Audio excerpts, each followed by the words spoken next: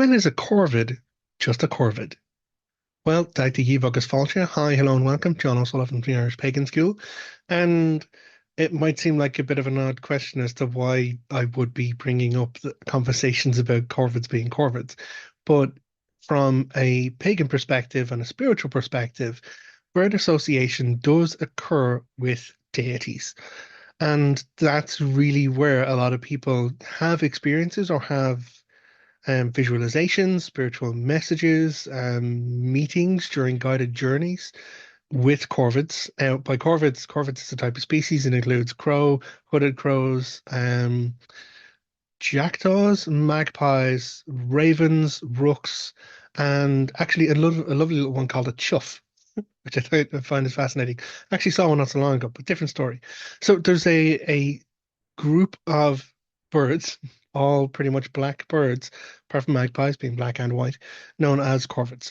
And in the Irish pantheon, the Irish tradition, we have a lot of association between corvids or hooded crows, ravens, and a goddess or goddesses known as the Morrigan. So when someone experiences corvids in their life or corvids during a spiritual meeting, sometimes it could be messages from the Morrigan, or it might not. And this is where things get interesting, or, well, neat answer, not hard to say, challenging, because when is a corvid just a corvid? Now, there's a number of different biases that we have to be aware of, confirmation bias being a big one, but then also perception bias. So you may actually have corvids living in your locale, but until you learn about corvids, until you begin to know the information about corvids association with various deities, god, guides, guardians, whatever, you inherently generate a perceptive bias towards then seeing corvids. Now, sometimes people are like, "Oh, I never, there were never corvids in my area. There were never crows, and now since I took a journey at the Morrigan Academy, I'm seeing crows everywhere." So, yes, maybe it could be notifications. It could be an awareness or messengers for your building relationship with the Morrigan, or it could be the fact that you have had a blinkered bias to not see corvids, and now that you're aware, you are acknowledging the corvids. So asking the question, when is a corvid just a corvid, becomes a little bit more relevant because sometimes it's just a crow. My partner and myself, Laura, go for regular walks at the People's Park in Waterford, and there's a lot of beautiful rooks around that park.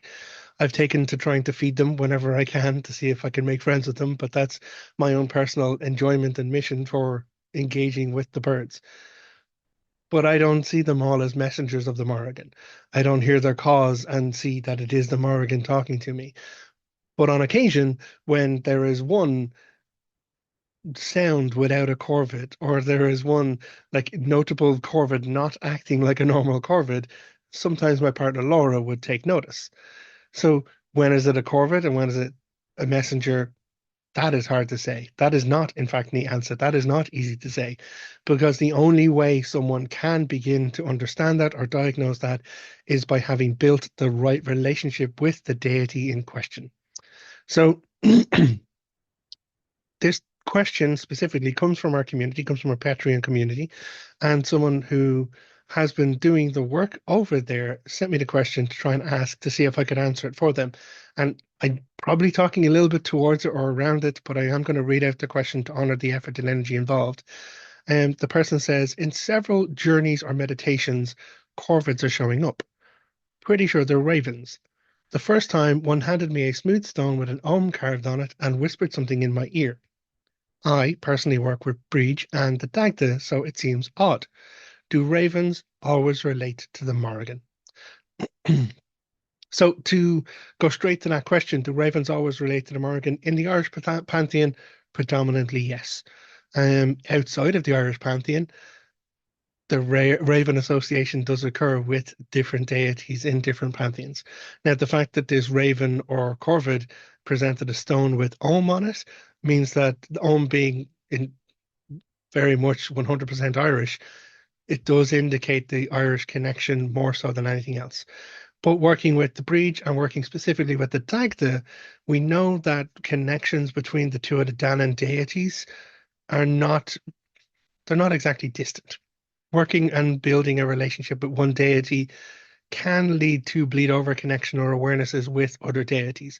Working with the Dagda predominantly, for example, it's understandable that you might become to the attention of his wedded partner in all of the mythology and lore, the Morrigan.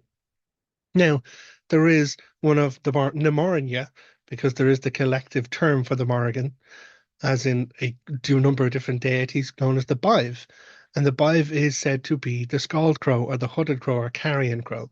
And so we see many associations in the stories of references to the Red Mouth Bive, specifically related to battlefields and that carrion crow activity.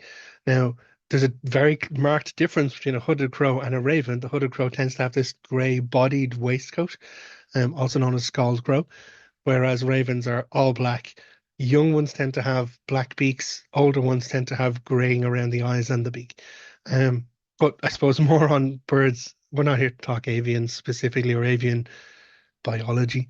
But I too find it difficult to acknowledge what is the difference between a raven and a rook. What is the difference between a crow and a raven? It's not always easy. Most times when you're talking ravens, it's actually size. When you see a blackbird that is absolutely massive, size of a chicken or bigger, you're talking raven. Anything smaller than chicken, you're talking rook or rook, and then but smaller again, corvids, crows. Actually, Sam, I have seen a chuff on the cliffs of Waterford, and it was tiny. It was really, really tiny. It almost confused it with a blackbird, except it had a red beak and red feet, which is why I got very confused. And I pointed it out to Laura, and Laura's like, "That's a chuff. That's technically a corvid," because Laura has been studying and doing the work with acknowledging and being aware of corvids, because Laura works for the Morrigan. So to answer this person's question, it's possible that it is connecting with the Morrigan, and the fact that you're experiencing it in guided journeys or guided meditation means that you're exposing yourself to a spiritualized mindset or your internal mindset through that focus on meditation towards your sub and unconscious information. And that is the whole purpose of guided journeying and guided meditations in that way. Now, seeing corvids out where you live, walking down the street, corvids live in many different areas. So just because you see a corvid on a tree doesn't mean that they're a messenger for the Morrigan in the real world. Um, I've had people talk about they're driving somewhere and then there's a whole cluster of corvids, and then they're worried, is this a message of doom from the Morrigan because clusters of crows are known as a murder? And I was like, no, maybe that's just where they live. It's corvids out of the ordinary, corvids acting out of the normal behaviors is where someone needs to pay attention. So unfortunately, folks, exploring and engaging in our spirituality, specifically around bird signs, means you got to know about birds. You got to learn about bird behavior under natural native environments. So, yeah, when is a corvid just a corvid? Most of the time, actually, a corvid is just a corvid. But the only way you'll know for sure is if you engage in the guided journeys, if you learn to spot behavior, and if you are building that practice of right relationship towards a deity so that you can recognize when a corvid is not just a corvid. So, I do have a resource which I'm definitely going to recommend. If you go to the morrigan.academy/guide, there is a reference guide that is free to get, free to download there. You can join the Morrigan Academy list, but it is a free 7-page PDF to explore and answer the question, is the Morrigan calling you? So I can't say for sure if seeing a raven or a corvid in a guided meditation is absolutely guaranteed 100% the Morrigan. What I can say is a person would have not, okay, this was specifically asked as a question. So responding to that individual, I would say you have a bit of exploration to do. And during guided journeys, don't forget that you are in control and can ask. And so present the question, get yourself to the journey state, follow along with the guided meditation practice as defined by Laura. Again, free guided meditations on the Irish Pagan School as well. Once you get to that point, if you experience a corvid, ask, are you a messenger from the Morrigan? Or the Morrigan herself, she is known to shapeshift into corvids. So now I'm visualizing the Morrigan as a tiny little chuff. I'm gonna have to write a story about that. But yeah, not all Corvids are spiritual messengers, but the only way that you would recognize when one is by studying Corvid behavior and being aware of the guided meditation journey to build a relationship. I'm saying the same thing over and over again, but it is actually important that people embrace the fact that they have to do the work.